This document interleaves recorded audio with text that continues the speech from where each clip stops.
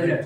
1947 में हमारा देश आजाद हुआ, 52 में पहला इलेक्शन 1951 में था, और उस समय से इंडिया एक डेमोक्रेटिक नेशन रहा है। आज 2023 में है, फिर भी इंडिया एक डेमोक्रेसी रहा है। तो ये पूरा का पूरा chapter it's an analytical, it's an analysis कि भैया अभी तक what we have achieve and where there is a problem. Clear है, अभी तक हमने क्या अचीव किया और अभी क्या प्रॉब्लम है, तो बस इसी चीज के बारे में हम लोग डिस्कस करेंगे। तो सबसे पहले देखते हैं डेमोक्रेसी। अभी 75 बार बताया आपको, democracy simply means a form of government in which people have the right to elect their member with the help of election. Election के थ्रू जब हम अपने लीडर को इलेक्ट करते हैं उसको डेमोक्रेसी कहते हैं। इन अदर वर्ड या in the words of Lincoln, Lincoln के हिसाब से डेमोक्रेसी का मतलब to the people by the people. अभी मत पूछना लिंकन कौन है, तुम लोग छोड़ दो यार, तुम खाली इन अदर वर्ड्स, ठीक है। In other words democracy can be defined as to the people by the people. अब यहाँ पे देखो एक सवाल आता है कि why democracy is far better form of government. Clear है, डेमोक्रेसी जो है far better form of government का है। तो देखो इसमें है डेमोक्रेसी का है अच्छा गवर्नमेंट तो promote equality among citizen.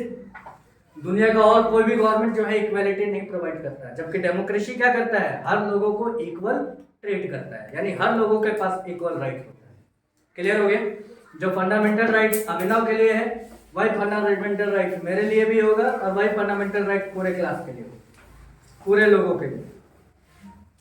Dignity of individual, democracy इसलिए भी बेटर फॉर्म ऑफ गवर्नमेंट है क्योंकि ये पब्लिक के डिग्निटी को एनहांस करता है। हमारे डिग्निटी माने वैल्यू, हमारे वैल्यू को बढ़ाता है। यहाँ पे भी अच्छा सवाल आता है, how you can say that democracy provide dignity to the people. ऐसा भी सवाल आ सकता है 3 नंबर में। तो भैया डिग्निटी कैसे बढ़ रहा है, how democracy promote dignity among the individual, dignity कैसे बढ़ रहा है, तो पहला फंडामेंटल राइट, ठीक। इलेक्शन रिजल्ट डिसाइडेड, कौन है, इलेक्शन का रिजल्ट का डिसाइडर कौन है, with the people of India. With the people will decide ना who will form the government and who will not. अब हम कैसे डिसाइड करेंगे, जिसको ज्यादा वोट देंगे वही गवर्नमेंट बनेगा, जिसको ज्यादा वोट नहीं डालेंगे वो गवर्नमेंट नहीं बनाएगा। तो इस तरीके से हम क्या कर रहे हैं, लोगों का डिग्निटी बढ़ रहा है कि नहीं बढ़ रहा है। तीसरा फ्रीडम, फ्रीडम है कि नहीं है, we are free to speak, we are free to keep our own opinion. आप अपना ओपिनियन, अपना स्पीच कुछ भी रखने को फ्री। प्रोटेस्ट, अगर सरकार से आप खुश नहीं है, राजतंत्र में प्रोटेस्ट को गलवा खटवा देगा सीधा। अगर राजा का रूल है, तुम राजा के अगेंस्ट खड़ा हो तो राजा क्या करेगा, रातों रात उठाएगा, कहानी खत्म। लेकिन डेमोक्रेसी में ऐसा नहीं है, अगर आप गवर्नमेंट के रूल से अनसेटिस्फाइड है तो आप नॉन वायलेंस और पीसफुल तरीके से क्या कर सकते हैं, प्रोटेस्ट कर सकते हैं। क्लियर हो गया, तो इससे क्या हो रहा है, लोगों का डिग्निटी है तो है। फिर बोलते हैं कि quality of decision making, obviously जो है डेमोक्रेटिक गवर्नमेंट एक अच्छा प्लेटफॉर्म प्रोवाइड करता है जहां पे आप अच्छे तरीके से डिस्कशन करते हो, डिबेट करते हो, डिसीजन लेते हो। रिसॉल्व कॉन्फ्लिक्ट, कॉन्फ्लिक्ट को भी सॉल्व करने का सबसे अच्छा तरीका आपका डेमोक्रेसी है। अगर कॉन्फ्लिक्ट है भी, विवाद है भी, तो आप बैठ करके शांति से आप क्या कर सकते हो, उसको सुलझा सकते हो। करेक्ट मिस्टेक, अब ये कहे सुलझा सकते, ये भी एक सवाल है कि सर कैसे रिसॉल्व कर। अगर किंग वाला रूल है, समझो किंग वाला रूल है तो किंग से आप भाषाभाषी करोगे। लेकिन डेमोक्रेसी में है कि अगर आपको सेंट्रल गवर्नमेंट से प्रॉब्लम है या सेंटर को स्टेट से प्रॉब्लम है तो दोनों बैठेगा, डिस्कशन करेगा, अपना अपना व्यू रखेगा, कॉन्फ्लिक्ट खत्म। समझना रही है बात, इसीलिए कहा जाता है कि डेमोक्रेसी में कॉन्फ्लिक्ट सॉल्व करना ज्यादा आसान। करेक्ट द मिस्टेक, डेमोक्रेसी इसलिए भी फायदेमंद है क्योंकि ये हमारे मिस्टेक्स को सुधारने का मौका देता है। अगर आप मान लो एक बार गलत लीडर को चूज भी कर लेते हो तो रोने का जरूरत नहीं है, आप अगले साल या अगले इलेक्शन में उसको क्या कर सकते हो, हटा सकते हो। ठीक है, डेमोक्रेटिक गवर्नमेंट का 3 एलिमेंट है, लेजिस्लेटिव, एक्सिक्यूटिव। लेजिस्लेटिव में जितने पॉलिटिकल पार्टीज है सारे लेजिस्लेटिव में, एक्सिक्यूटिव में आ जाएगा एडमिनिस्ट्रेटिव, एक छोटा सा कांस्टेबल से लेकर के आईएएस ऑफिसर सारे एडमिनिस्ट्रेशन में है, और जुडिशरी का मतलब हो गया जजमेंट। ये 3 पिलर है, यही 3 पिलर पे हमारा कंट्री चल रहा है। ठीक है,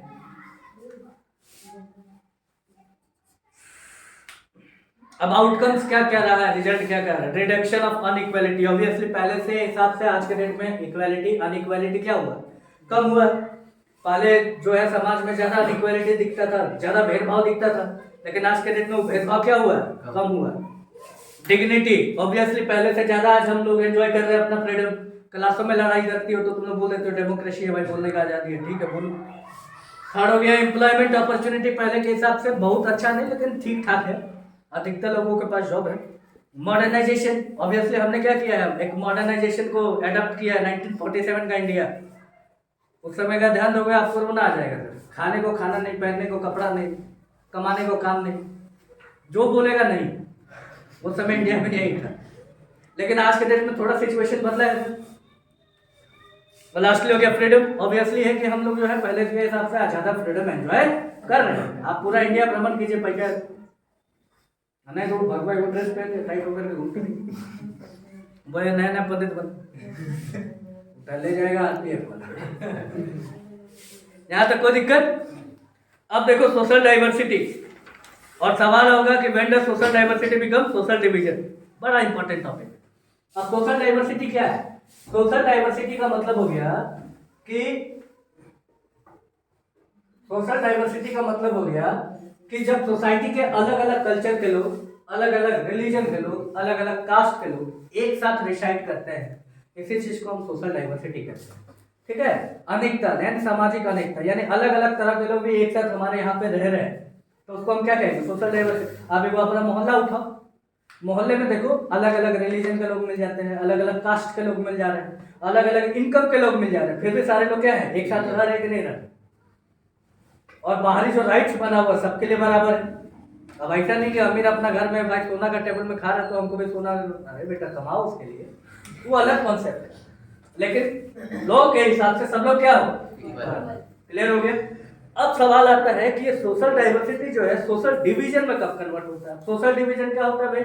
जब people of the society get discriminated, जब सोसाइटी के लोग आपस में डिस्क्रिमिनेट हो जाएंगे, सोशल डिवीजन होगा। अब सवाल है कि ये डाइवर्सिटी डिवीजन में कब कन्वर्ट हो जाएगा? बहुत अच्छा सवाल है। तो कब कन्वर्ट होगा? On the basis of caste, पहला। On the basis of religion, on the basis of income, on the basis of minority and majority। अगर ये वाला नहीं है तो लिख लेंगे।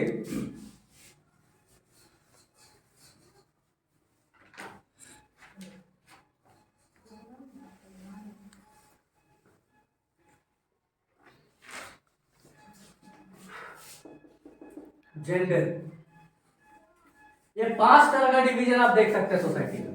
कब कब सोशल डाइवर्सिटी, सोशल डिवीजन बदलेगा? कब? जब हम कास्टिज्म को प्रमोट करेंगे, ठीक, जब हम रिलीजन को प्रमोट करेंगे तब अलग होना ही होना है। इनकम के बेसिस पे जब हम अपने आप को कन्वर्ट करेंगे, माइनॉरिटी और मेजोरिटी के बेसिस पे जब हम डिस्कशन करेंगे, और जब जेंडर के बेसिस पे बात होगी। तो ये 5 ऐसा चीज है जहां पे हमारा सोसाइटी क्या हो जाता है, डिवाइड हो जाता है, डिस्क्रिमिनेट होता है। समझ में आ रही है बात? कास्ट के नाम पे आप देखोगे कि यहाँ पे चासीपुर में बहुत चीज फेमस है, अपना अपना समाज का मेला लगता है, पिकनिक मनाता है, फलाना समाज का आज है तो कल फलाना समाज का है, परसों फलाना। क्या करना है? सोसाइटी में अच्छा मैसेज नहीं दे रहा, यह सोसाइटी के लिए हमेशा क्या है, खतरनाक है। यह हमेशा याद रखना, ये सोसाइटी के लिए कभी भी बेनिफिशियल नहीं होगा। जब भी आप डिवीजन की बात करोगे तो ऑब्वियसली प्रॉब्लम है। पिकनिक हर कोई अपना फैमिली के साथ मनाता है और आप समाज के साथ मना रहे हैं, आप पेपरबाजी भी कर रहे हैं। तो आज एगो समाज मनाएगा, कल दूसरा मनाएगा, परसों तीसरा मनाएगा, उसके बाद चौथा मनाएगा, पता चलेगा 75 को तो समाज यहीं पे। तो उसको डिवाइड करना ज्यादा आसान है कि नहीं? ब्रिटिश क्या किया था? ब्रिटिश आया था तो इंग्लैंड से आया था, उसको तो हिंदी भी नहीं आता था, लेकिन हम लोग का व्यवहार नहीं करके ना समझाओ कि अरे बेटा लोग में तो लोचा चल रहा है, केमिकल लोचा है, उसका फायदा उठा लिया ना, तो उसको तो हिंदी में नहीं गुजारा। ठीक है, और जो बोल रहा है तुमको नहीं गुजारा है, कितना अच्छा कॉन्सेप्ट है ना, तुम्हारा बात तुमको समझ में आ रहा है ना, उनका बात तुमको समझ में आ रहा है, लेकिन लोग तेज बन गया। तेज क्या बन गया? कि हम अपना व्यवहार नहीं छुपता है ना, आदमी का nature and signature never changes. ये सब ऐसे ही नहीं बना हुआ, इंडिया पे सब सेट करता है। तो हम अपना नेचर से वाकिफ, हम लोग वही कांड किए, उसको पता चलेगा। यही पॉइंट है, उठाओ यार। वो अंग्रेजी में बोलते कि हमको तो बुझाया नहीं, हम लोग हाँ हाँ कर दिए, लो हो गया। जब 100 साल तो ही जानने में लगा कि हम गुलाम, वो भी कुछ लोगों को पता चला। फिर 100 साल ये पता चला कि हम सब लोग एक ही हैं। समझो कितना इंडिया का ट्रेजेडी है, मानना पड़ेगा। यहां तक कोई दिक्कत? अब देखो इसी का सॉल्यूशन, ये सोशल डिवीजन का सॉल्यूशन क्या क्या होगा। पहला सॉल्यूशन सेकुलरिज्म है, दूसरा act of untouchability,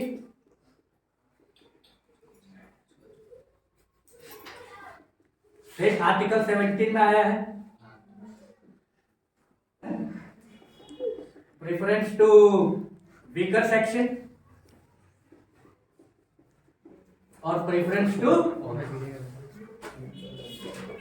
clear. Solution लिख लीजिएगा मैडम आप।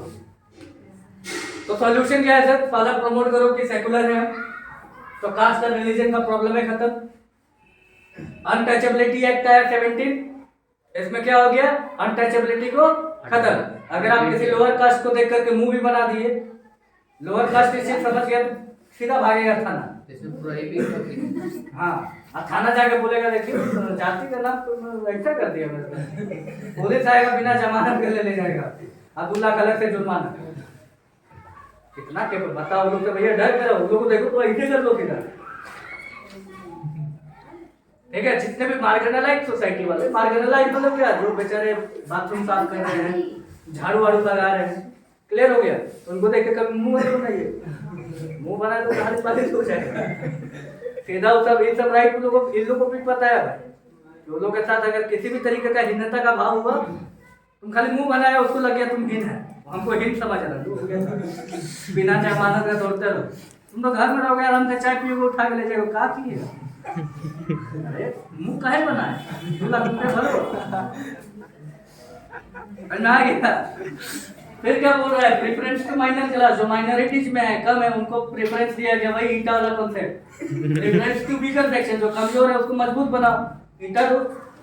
लास्टली प्रेफरेंस टू वुमेन, नहीं तो ऐसा वही लोग सैंडल पहन के चलती है। तो इन लोगों का स्थिति बढ़िया करने के लिए सरकार आपके साथ।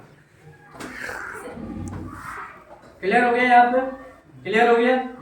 बोलेगा कि what were the reform we can make to prohibit या to reduce the social division in India. Social division in India को रिड्यूस करने के लिए क्या क्या रिफॉर्म किया जा सकता है, या क्या क्या सॉल्यूशन आपके पास? सॉल्यूशन यही सब है, ये सब दिमाग में सेट कीजिएगा, सॉल्यूशन निकल। और लास्टली हो गया सर सुप्रीम कोर्ट। जुडिशियरी आपका डिस्ट्रिक्ट हाई कोर्ट और सुप्रीम कोर्ट में है, जिसमें सुप्रीम कोर्ट को कहा गया सारे कोर्ट का court of all court, apex of all court कहा गया सुप्रीम कोर्ट को। कारण है कि जैसे आप देखते हैं तो क्रिकेट में थर्ड अंपायर क्या होता है? लास्ट गलतों कहेगा तो आपको मानना है, थर्ड अंपायर का डिसीजन लास्ट डिसीजन। उसके बाद आप माथा फोड़ो, बैट फेंको, बैट फेंका तो जुर्माना भी लगा देगा अगला। तो उस समय कैसा सिचुएशन है, आपके साथ गलत हुआ है, आपके अगेंस्ट में डिसीजन आया, फिर भी आपको चेहरा में खुशी लेकर के जाना पड़ेगा।